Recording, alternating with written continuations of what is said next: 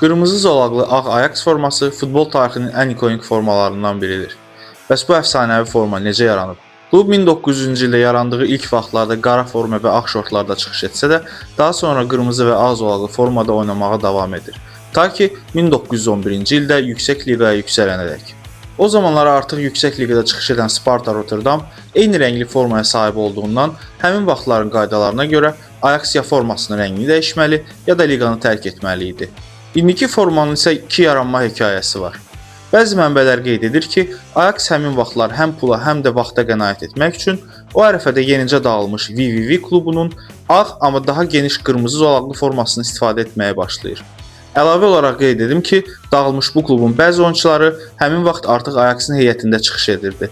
Ajax klubu isə bu hekayəni inkar edir və klub formasının o zamanlar Amsterdam bayrağından ilhamlandığını və klubun o zamanki rəhbərliyi tərəfindən tərtib edildiyini bildirir.